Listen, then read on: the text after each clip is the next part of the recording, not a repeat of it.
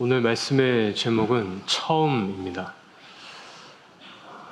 한 사람의 삶 속에는 가족, 또 직업, 가치관, 종교 등과 같이 여러 가지 구성들이 함께 아우러져 있습니다. 근데 때로는 이런 구성들 가운데 기준이 흔들리고, 그리고 방향성에 오류가 나고, 그리고 균열이 생길 때가 간혹 있습니다.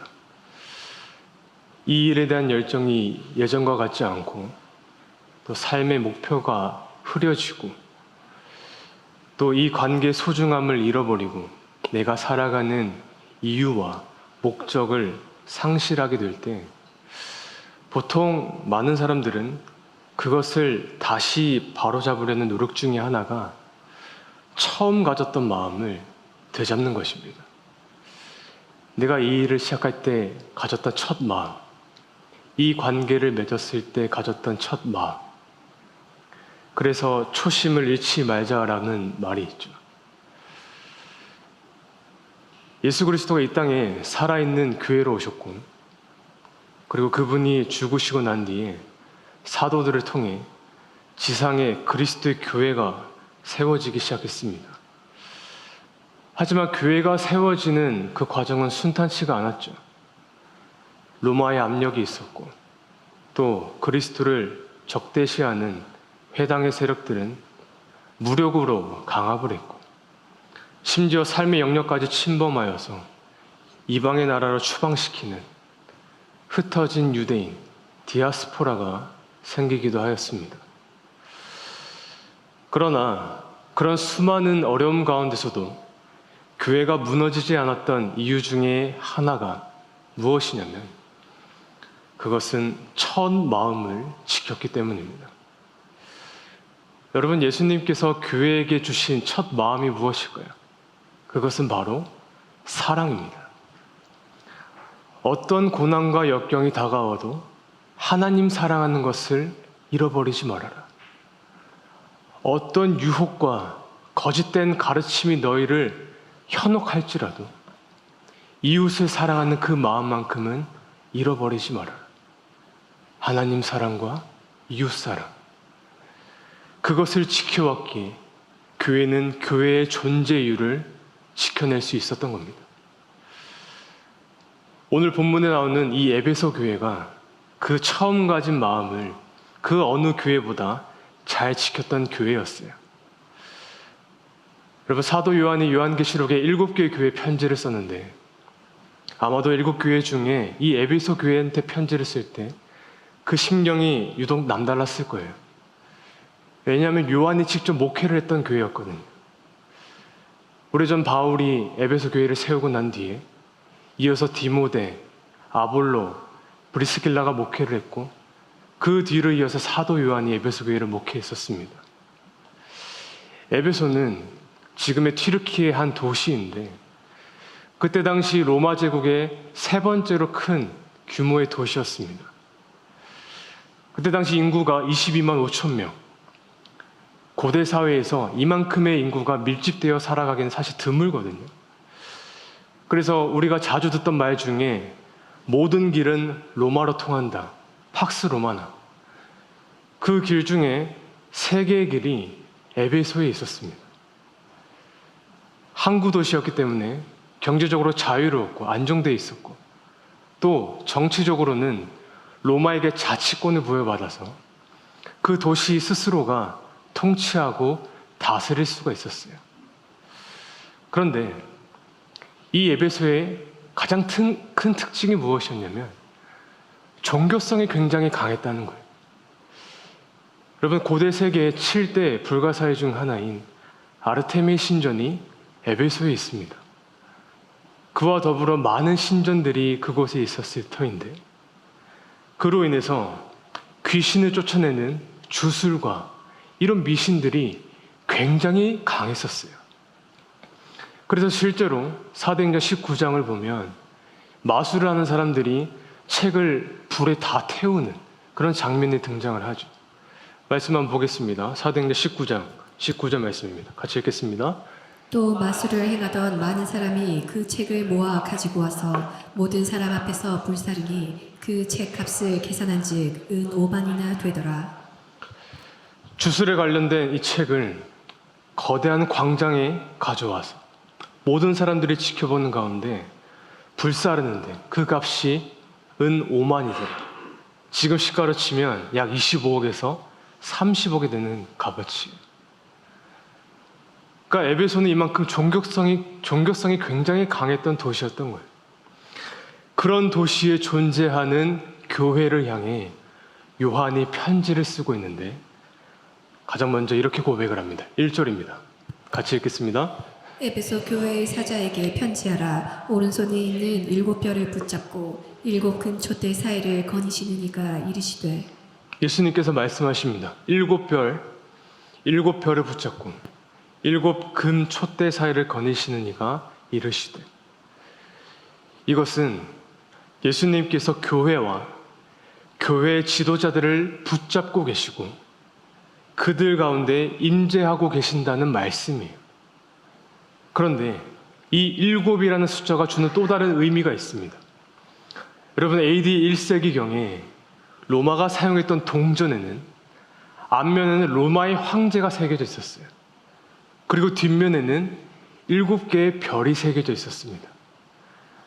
그러니까 이런 배경을 이해하면 1절 말씀은 지금 예수님께서 로마의 황제와 그 권력들을 간접적으로 비판함과 동시에 이 세상의 주권이 로마 황제에 있는 것이 아니라 나 예수 그리스도 주님 자신에게 있음을 지금 천명하고 계시는 거예요. 그렇게 그들과 실질적으로 함께 하시겠다 그런 예수님께서 가장 먼저 그 에베소 교회를 칭찬하고 계십니다. 2절과 3절입니다. 같이 읽겠습니다. 내가 내 행위와 수고와 내 인내를 알고 또 약한 자들을 다시 아니한 것과 자칭 사도라 하되 아닌 자들을 시험하여 그의 거짓된 것을 내가 드러낸 것과 또 내가 참고 내 이름을 위하여 견디고 게으르지 아니한 것을 아노라. 2절에 보시면 가장 먼저 내가 내 행위와 수고와 인내를 알고라고 말씀하시죠. 여러분, 행위와 수고와 이 단어 사이에 이 와라는 단어는 여러분이 잘 아는 헬라어 카이, 등이 접속사 그리고라는 의미로 굉장히 많이 쓰이는데 여기서는 다른 의미입니다. 동격을 의미해요. 그러니까 이 부분을 다시 번역하면 이렇습니다. 내가 너희의 행위, 즉 너희의 수고와 인내를 아노라. 예수님이 지금 에베소 교회를 총 3가지의 모습을 칭찬하시는데 가장 먼저가 너희가 수고하고 인내한 그 행위를 칭찬하고 계시는 거예요. 그러니까 에베소 교회는 교회가 마땅히 감당해야 될 그 수고와 인내를 마다하지 않았다는 거예요. 가난한 자들을 돌보고 옥에 갇힌 자들을 찾아가고 고아와 과부를 돌보기를 지속적으로 감당했던 교회였어요. 두 번째로 그들은 악한 자들을 용납하지 않았습니다. 제프리 와이마라는 신학자가 있는데 이분이 최근에 요한계시록의 가면이라는 책을 집필했어요. 이 책이 계시록 2장과 3장을 아주 자세하게 담고 있는데 이분이 악한 자들을 용납하지 않았다. 이것을 이렇게 표현하고 있습니다. 에베소 교회는 갈등을 회피하기 위해 그들 가운데 성품과 행실이 완악한 자를 그저 감내하고 넘어가자는 그 유혹에 굴복하지 않았다. 진리를 향한 교회의 열정은 그런 자들을 견뎌낼 수가 없었다. 그러니까 그런 악한 자들을 교회에서 받아들이지 않았다는 거예요. 쫓아냈다라는 거예요. 여러분, 성품과 행실이 완악한 자들, 이 자들이 교회 안에서 가장 많이 하는 짓이 무엇입니까? 하지 않았던 말, 하지 않았던 행동, 그것을 자신의 기준에 편집하고 조작하여서 이곳저곳 소문을 내는 것이죠. 그런데 사실 오늘날 교회가 이런 사람들을 견뎌내고 말씀을 내세워서 조절하고 자르고 심지어 추방시키는 것은 사실 불가능해요. 너무 어려운 현실이 되었어요. 왜냐하면 여기는 회사가 아니기 때문에, 기업이 아니기 때문에, 교회이기 때문에 이런 사람들을 용납해야 될지 잘라야 될지 이것은 사실은 여간 어려운 일이 아니거든요. 그런데 에베소 교회는 주님 앞에서 이런 일들을 잘 감당해 왔다라는 거예요. 그리고 마지막, 그들이 무엇을 용납하지 않았냐면 거짓된 가르침을 용납하지 않았고 분별하여 신앙을 지켜왔던 교회였어요.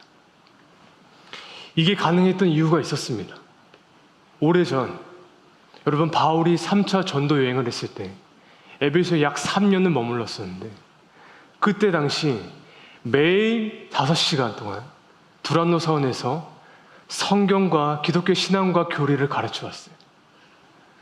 그러니 이 교회가 진리를 사수하는데 조금 더 타협하지 아니하고 복음의 순결함을 지켜왔던 거예요.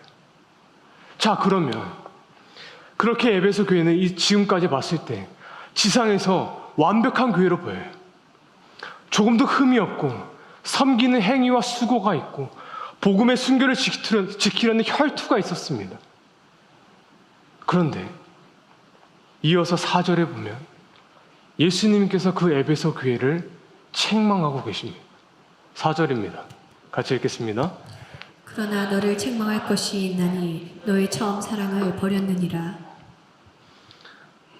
모든 게 완벽하고 흠을 찾아볼 수 없었던 에베소 교회였지만 그 실상을 들어보니 너를 책망할 것이 있나니 너는 처음 사랑을 버렸느니라. 에베소 교회는 사랑이 없던 교회가 아니라 이 처음 사랑을 잃어버렸던 교회였던 거예요. 여러분, 그러면 여기서 나온 처음 사랑이 과연 무엇일까요? 이 말씀에 대해 우린 그동안 하나님을 향한 첫사랑 또는 하나님을 믿었을 때, 처음 믿었을 때 그 마음이라고 이해를 할 때가 많습니다. 그런데 사실 여러 가지 정황상 여기서 말하는 사랑은 성도 간의 사랑에 가깝습니다. 물론 처음 사랑을 하나님 사랑과 성도 간의 사랑으로 인위적으로 구분해서는 안 되겠지만 전후 문맥을 봤을 때 예수님께서 이렇게 말씀하시는 거예요. 너희들 가운데 서로 뜨겁게 사랑했던 그 사랑, 그 첫사랑을 너희는 지금 잃어버렸다고 책망하시는 거예요. 아니, 겉으로 봤을 때 완벽한 교회였어요. 그들은 교회 안에 풍성한 사역을 이어왔었고 끊임없이 거짓 사도와 그 가르침에 싸워 이겨왔는데 예수님이 보셨을 때는 정작 그들 안에 성도 간의 사랑은 잃어버려 있었다는 거예요. 왜 그랬을까요? 왜 이렇게 되었을까요? 에베소서 1장 11절과 15절을 보면 우리가 그 해답을 조금 유추해 볼 수가 있습니다. 말씀 같이 읽도록 하겠습니다. 모든 일을 그의 뜻에 결정대로 일하시는 이의 계획을 따라 우리가 예정을 입어 그 안에서 기업이 되었으니 이는 우리가 그리스도 안에서 전부터 바라던 그의 영광의 찬송이 되게 하려 하심이라. 그 안에서 너희도 진리의 말씀 곧 너희의 구원의 복음을 듣고 그 안에서 또한 믿어 약속의 성령으로 인치심을 받았으니 이는 우리 기업의 보증이 되사 그 얻은 것을 성장하시고 그의 영광을 찬송하게 하려 하심이라. 이로 말미암아 주 예수 안에서 너희 믿음과 모든 성도를 향한 사랑을 나도 듣고. 15절을 보시면 이로 말미암아, 이 말은 곧 11절과 14절의 이야기를 이야기하는 거예요. 이로 말미암아 믿음과 성도들을 향한 사랑, 이것이 곧 무엇이냐면 우리 가운데서 행하신 하나님의 일, 이것을 제대로 이해하고 깨달았을 때, 그 예수 그리스도 십자가의 그 사랑을 제대로 이해하고 깨달았을 때, 그 지식을 바로 잡았을 때에만 비로소 성도의 마음 안에 사랑이 터져 나온다는 거예요. 이 말씀을 들은 지 40년이 지난 지금 에베소 교회의 현실은 신앙의 행위와 수고가 풍성하고 자기 딴에는 교리도 알고 어떤 신앙의 타협도 하지 않는 그 자부심이 있는 교회였어요. 그러나 이 모든 것을 행해도 가장 중요한 건 성도 간의 사랑을 잃어버렸다. 여러분, 이것은 그동안 그들이 자랑했던 바른 신앙, 정교한 교리, 그 배움의 지식이 왜곡되어졌다는 치명적인 증거라는 겁니다. 여러분, 꼭 기억하셔야 됩니다. 바른 복음이 있는 곳에는 반드시 사랑의 열매가 맺게 되어 있어요. 바른 복음이 있는 그 마음에는 반드시 사랑의 열매를 맺기 위한 노력이 있다고요. 그러나 교회 안에 지금 사랑이 식어졌다는 것은 이 복음이 개개인의 그 신앙 속에 왜곡되어져 있다는 증거라는 거예요. 자신의 그 파편적인 그 기준과 그 교리를 가지고 하나님의 말씀 전체를 해석하고 적용하려는 게 오늘날 저 같은 목회자와 신앙인들의 문제이지 않겠습니까? 내가 지금까지 생각한 그 성경의 양, 읽은 성경의 양, 내가 배운 그 교리의 지식, 그 신앙의 가치관, 그것이 왜곡되어져 있기 때문에 우리 안에 성도 간의 그 사랑, 처음 사랑이 식어져 간다라는 거예요. 제가 처음 사역했던 교회가 전형적인 시골 교회였어요. 왜 여러분, 시골 교회 하면 가장 두드러지는 특징이 정이 많지 않습니까? 정말 따뜻한 교회였거든요. 제가 결혼하고 2년 동안 아이가 없었는데 왜 시골 어른들은 이쯤 되면 아이가 태어나도 남아야 되는 시점인 거예요. 그래서 정작 저랑 제 아내는 큰 걱정이 없었는데 되려 어른들이 걱정을 하셔가지고 왜 한 해 처음 수확한 부추, 그 부추가 남자한테 그렇게 좋다고 권사님, 집사님, 농사하시는 분마다 처음 수확한 부추를 진짜 한 다발에 갖다 주셨어요. 그리고 철마다 과일 챙겨주시오. 그리고 여자한테 좋다고 흑염소도 사주시고. 그런데 한 분은 모든 야채와 과일을 장아찌로 만드시는 분이 계셨어요. 한 번은 저한테 토마토 장아찌를 주시는 거예요. 쉽지가 않았습니다. 그런데 어느 날 다음 날은 상추 장아찌를 주시고 마지막은 필살기였어요.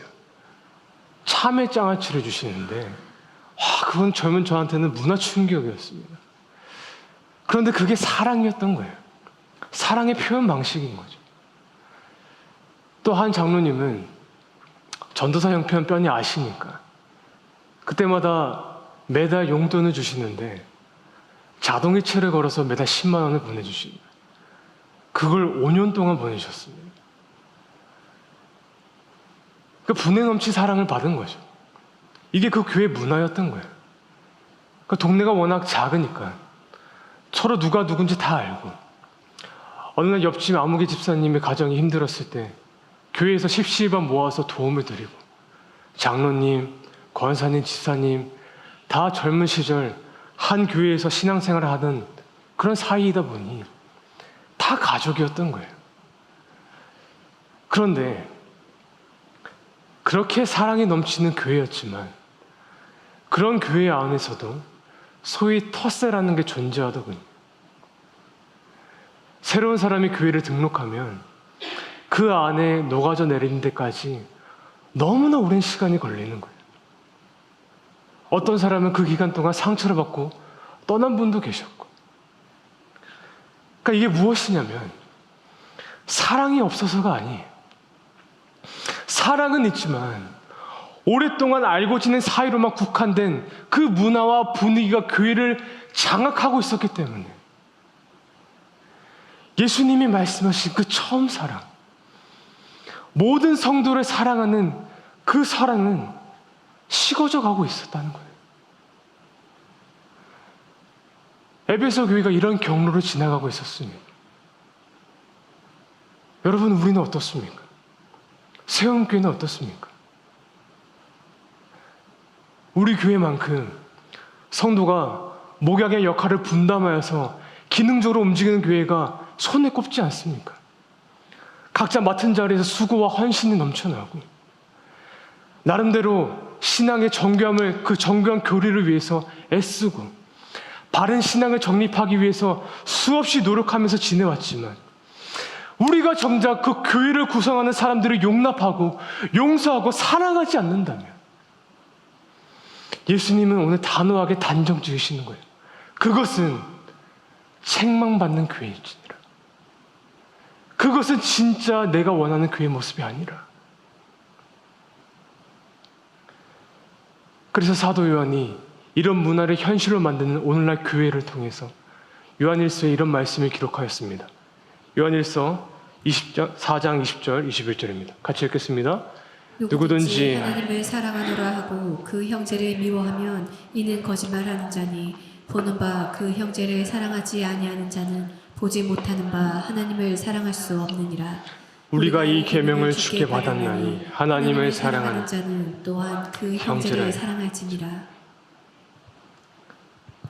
그 교회 안에 있는 교리적인 정밀함, 성경을 읽은 횟수, 기도의 양, 하나님을 얼마나 사랑하는지, 주님을 향한 진심을 아무리 토해내도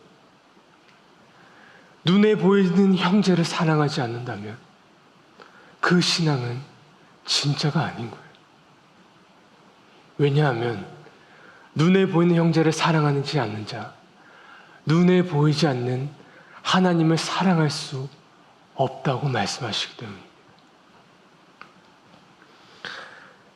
그렇게 요한은 애통하는 마음으로 마지막 그들에게 이렇게 권면하고 있습니다.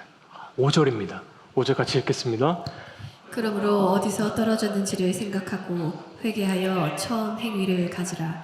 만일 그리하지 아니하고 회개하지 아니하면 내가 내게 가서 내 촛대를 그 자리에서 옮기리라. 예수님께서 요한을 통해 모든 게 완벽해 보였지만 처음 사랑을 잃어버린 에베소 교회를 향해 마지막으로 이렇게 말씀하십니다. 어디서 떨어졌는지를 생각하거라. 그 교회의 역사, 너희들의 그 정교한 교리, 그 신앙, 수고와 헌신, 너희들의 그 분투, 끝까지 싸우고 이랬던 그 노력, 그것도 충분하다고 생각하지만 그러나 사랑을 잃어버린 자여, 너희가 어디서 떠났는지 생각해 보거라. 그리고 회개하고 처음 행위를 가져라.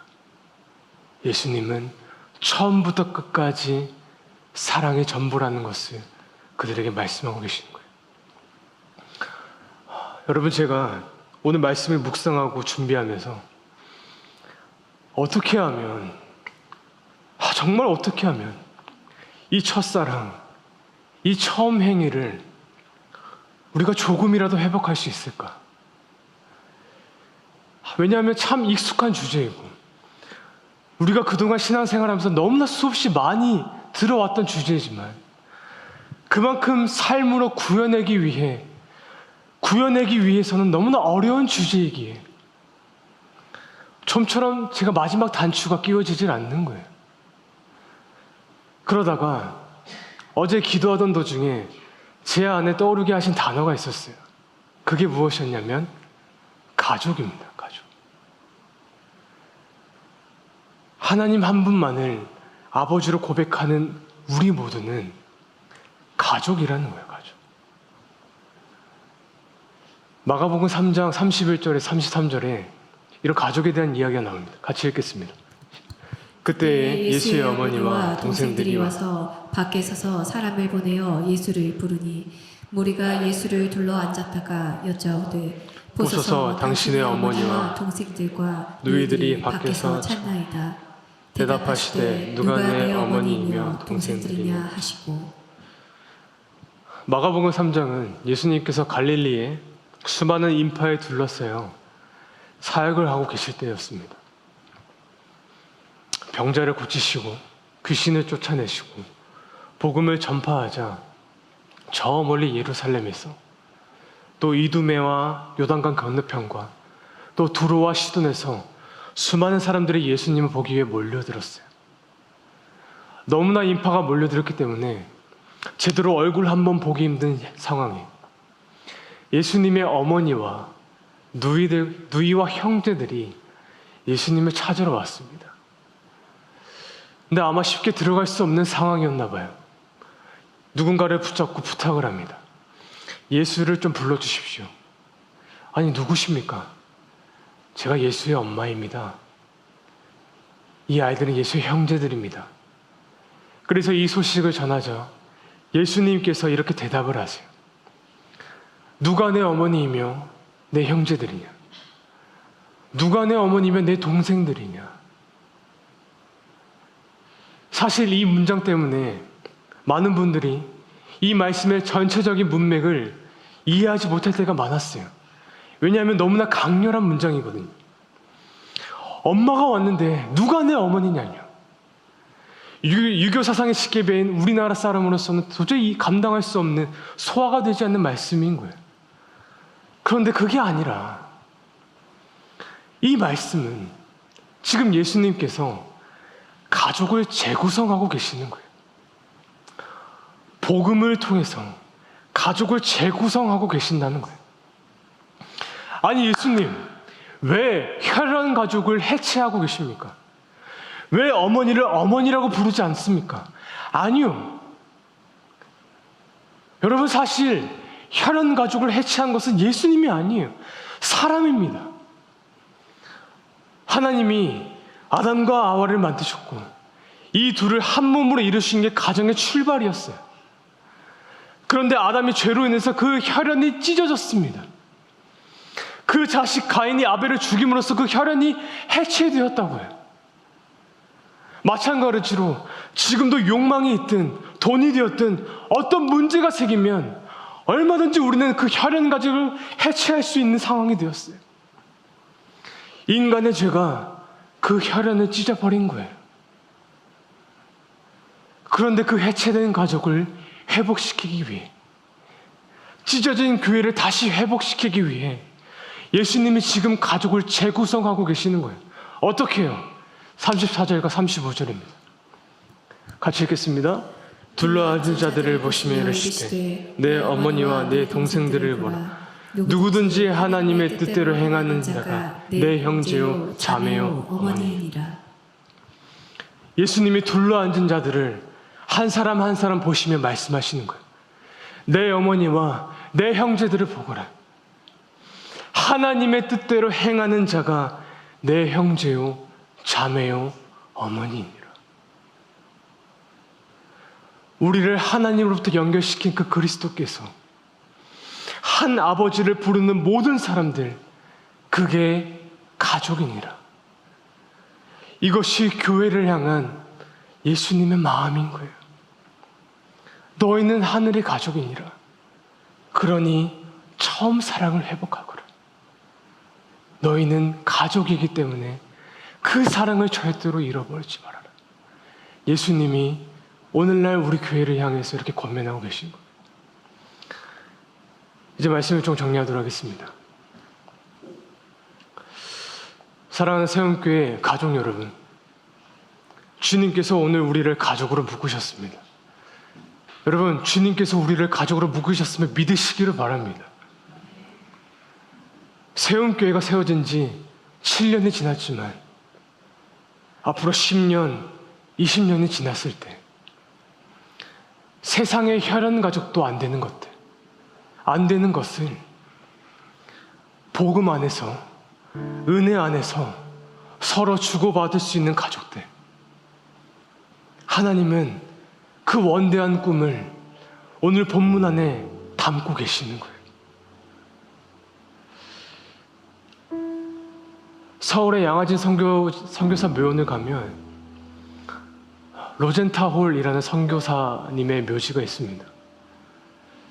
로젠타홀은 여성 선교사였어요. 어느 날 조선에 여성 의사가 필요하다는 소식을 듣고 자신이 선교사가 되기로 결단을 합니다. 그런데 머지않아 자신의 남편이 그 조선인을 치료하다가 결국 병이 옮아서 그 병으로 인해서 일찍이 세상을 떠나게 돼요. 하지만 이 로젠타울은 포기하지 않고 5살 아들과 어린 3살 딸을 데리고 다시 조선으로 들어와 죽을 때까지 사역을 하기 시작합니다. 그런데 어느 날 이 어린 딸이 이질이라는 그 질병에 걸려서 그 딸조차 잃게 돼요. 그런데 그녀는 그럼에도 포기하지 않고 끝까지 조선에서 사역을 했어요. 한날은 16살의 어린 소녀가 손에 화상을 입어서 이 손이 떼어지질 않는데 이것을 칼로 째서 떼려면 이 살을 이식을 해야 돼요. 근데 살을 이식할 수 있는 대상을 찾지 못하자 결국 로젠타울 자신의 허벅지 살을 떼서 그 어린 소녀의 살을 이식해주고, 그만큼 조선을 향한 사랑이 각별했던 이 여인은 마지막 임종을 앞두고 이렇게 고백을 하기 시작합니다. 내가 죽으면 조선에 묻어주시오. 조선이 내 형제요, 자매요, 내 가족입니다. 사실 저는 이 가족이란 단어를 원고에 쓸 때 한 글자 한 글자 적어내기가 힘들었어요. 왜냐하면 내가 이 꿈을 이뤄드릴 수 있을까? 그러기엔 나는 지금 너무나 형식적으로 사랑하는 것 같은데, 아니, 형식적으로 사랑하기 이전에 내 안에 너무나 분노가 많음을 내가 발견하고 있기 때문에 손을 내밀어 누군가한테 다가갈 때 도리어 상처를 받지 않을까, 도리어 그 손을 주머니에 넣는 내 자신을 발견하기 때문에 이 글자를 한 글자 한 글자 적어내기가, 지금 또 전하기가 너무나 버거운 나였고 우리의 현실이지 않습니까? 그러나 오늘 예수님께서는 우리의 어떤 노력과 그 행위를 바라지 않으셨어요. 그저 이거 하나만을 먼저 말씀하셨습니다. 어디서 떨어졌는지를 생각하거라. 너희가 지금 어디서 떨어져 있는지를 생각하거라. 예수 그리스도, 나를 사랑하사 자기 자신을 버리신 그 십자가, 그 예수 그리스도로부터 떨어진 너희를 먼저 생각하거라. 그러므로 다시 하나님께 돌아가거라. 다시 예수로 내 마음을 채우거라. 다시 복음으로 내 마음과 내 삶의 균열을 조명하거라. 그렇게 다시 복음 앞에, 다시 십자가 앞에 내가 설 때 우리 안에 잃어버린 그 처음 사랑을 주님께서 다시금 회복시킬 것입니다. 여러분, 교회가 무너지고 사분오열 갈라지고 있는 이 암울한 시대에 오늘 말씀을 기억하며 그 그리스도의 사랑으로 인해 하늘 가족으로 살아가시는 저와 여러분이 될 수 있기를 주님의 이름으로 간절히 축원합니다. 여러분을 통해 다시금 교회 안에 처음 사랑이 회복될 수 있기를 간절히 소망합니다. 그래서 우리 교회를 위해, 교회를 향해서 하나님의 원대한 꿈이 이 땅에 이루어질 수 있기를 우리 주 예수 그리스도 이름으로 간절히 축원합니다.